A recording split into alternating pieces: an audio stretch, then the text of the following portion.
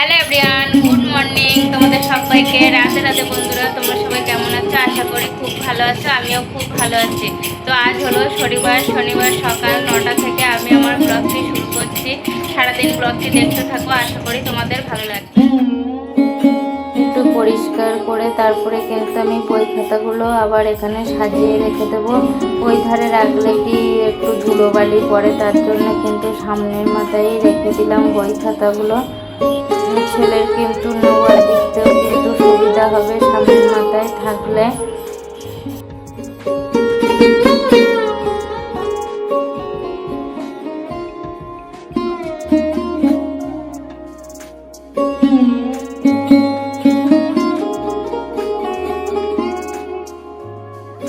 বাবাদের বাড়ি থেকে বাড়ি এসে কিন্তু আমার ব্যাগটাতে কোনো তোলা হয়নি, ব্যাগটা ওখানে পড়ে আছে। সব কিছু কিন্তু গোছাতে হবে।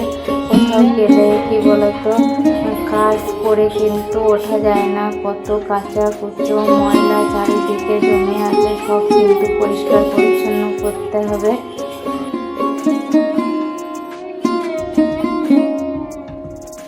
ব্যাগে করে আমি যে জিনিসগুলো নিয়ে গেছিলাম সেগুলো কিন্তু বাইরে বার করছি। আর ওই ব্যাগের মধ্যে কিন্তু শীতের কিছু সোয়েটার আছে আর হাতা লম্বা নাইটি আছে, সেইগুলো কিন্তু ওই ব্যাগের মধ্যে রেখে আমি তুলে রাখবো। কারণ আমার এইখানে তো এখনো বাক্স কেনা হয়নি, তার জন্য কিন্তু আমার জিনিস রাখার খুবই অসুবিধা হচ্ছে।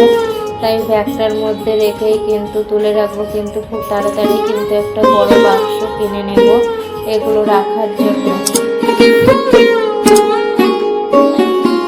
বন্ধুরা, বিছানা মাদুর কিন্তু আমার গোছানো এখনো কমপ্লিট হয়নি, অল্প অল্প করে গোছাচ্ছি। বাড়ি না থাকলে যা হয়।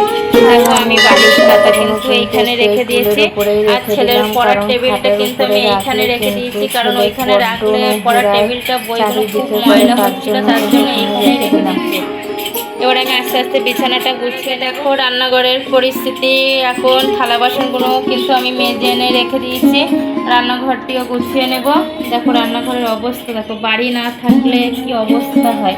এগুলো গোছাতে কিন্তু অনেকটাই সময় লাগবে, আস্তে আস্তে গুছিয়ে নিই, তারপরে তোমাদের সঙ্গে বলবো। এবার কিন্তু আমি খাটটা আগে পরিষ্কার করে নেব। খাটের বিছানার চাদরটা টান টান করে পাতিয়ে দেবো। আমার খাটে গদি পাতা নেই, তো তার জন্য কিন্তু বড্ড এই যে লেপগুলো পাতা আছে সরে সরে কিন্তু নিচেই চলে আসে। তার জন্য কিন্তু সব সময় ওই টেনে টেনে উপরে তুলতে হয়, তুলে তারপরে কিন্তু বিছানার চাদরটাই বিছাতে হয় খাটের উপরে।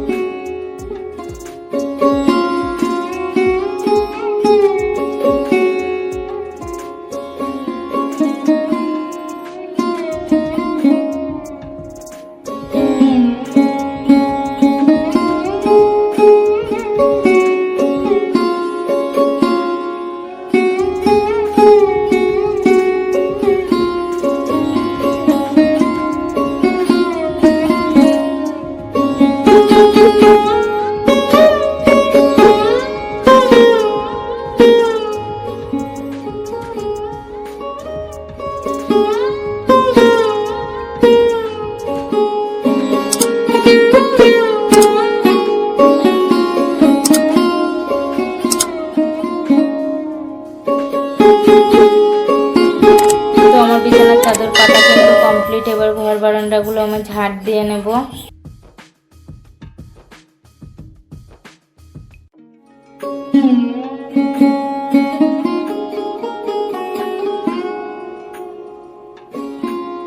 আর আমার ভাই বউ কিন্তু আমার থ্রুতে এসেছিল, তাই কিন্তু বোনের বাড়ি থেকে আমি টেবিল ফ্যানটা নিয়ে এসেছিলাম। আমার কিন্তু এখানে টেবিল ফ্যান নেই, একটা সিলিং ফ্যান আছে, তার জন্য কিন্তু বোনের বাড়ি থেকে ওই ফ্যানটা নিয়ে এসেছিলাম। ফ্যানটা কিন্তু আবার বিকালে গিয়ে দিয়ে আসবো। বাড়িতে কিন্তু একটা টেবিল ফ্যান থাকা কিন্তু খুব প্রয়োজন, কিন্তু দেখি কিছুদিন পরে একটা টেবিল ফ্যান কিনে নেব। তারপরে কিন্তু খাওয়া দাওয়া করে মারা বাড়ি বেরিয়ে পড়লো। তার যে থালাগুলো ছিল আমি কিন্তু রান্নাঘরের ভিতরেই কিন্তু ধুয়ে নিচ্ছি। আর ছেলে কথা বলছিল, তাই কিন্তু ওর সঙ্গে একটু কথা বলছিলাম আমি।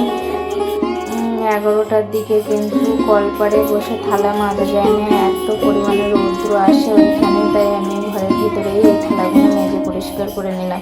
তারপরে দেখো মাছগুলো কিন্তু আমার কেটে ধুয়ে পুরো রেডি। মিক্সচার মেশিনেও কিন্তু মশলা দিয়ে দিয়েছি, মিক্সচার করার জন্য রেডি করে নিয়েছি। আলু ধুয়ে কেটে কমপ্লিট করে নিয়েছি। আলু কিন্তু একটু কমই দিই, আমাদের বাড়িতে আলু কিন্তু কম খাওয়া হয়, কেউ খেতে চায় না, তার জন্য আলু একটু কম দিই। তারপরে দেখো মাছ ভেজে নিয়েছি, মশলাও মিক্সচার করে নিয়েছি।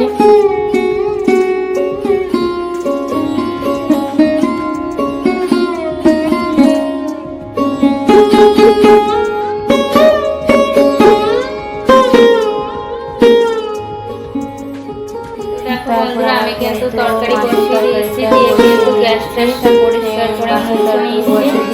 দেখো এদিকে তরকারি দেখো, আমি ঘরটা মুছে স্নান করতে যাবো।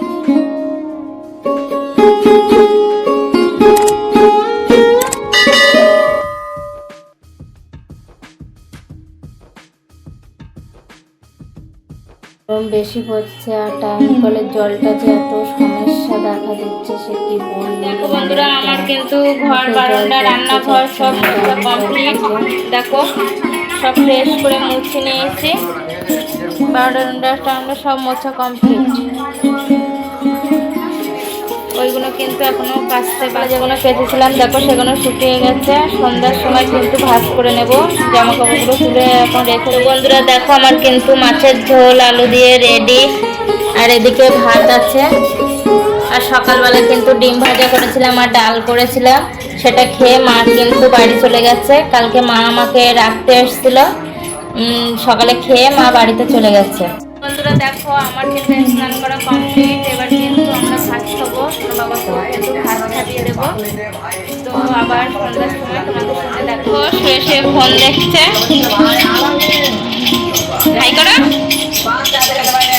বন্ধুরা ছেলের জন্য কিন্তু একটু ম্যাগি বানাচ্ছি, এখন বাজে কিন্তু বিকাল 5টা। ছেলের একটু খিদে পেয়ে গেল, তার জন্য কিন্তু হালকা করে একটা টিফিন বানিয়ে দিই।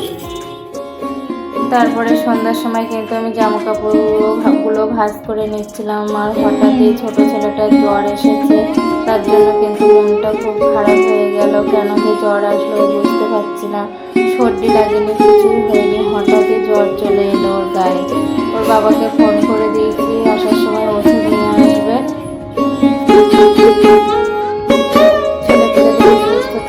তো বন্ধুরা দেখো আমার কিন্তু জামা কাপড় ভাঁজ করা কমপ্লিট। ব্লগটি কিন্তু আমি আর বেশি বড় করছি না, কারণ মনটা একটু খারাপ আছে যে আমার সোনা বাবার একটু জ্বর এসেছে, তার জন্য মনটা খুব একটা ভালো নেই। তাই আমি আমার ব্লগটি আজ এখানেই শেষ করছি। যদি ভালো লাগে অবশ্যই লাইক কমেন্ট এবং শেয়ার করে দেবে। সবাই ভালো থেকো, সুস্থ থেকো, গুড নাইট, টাটা।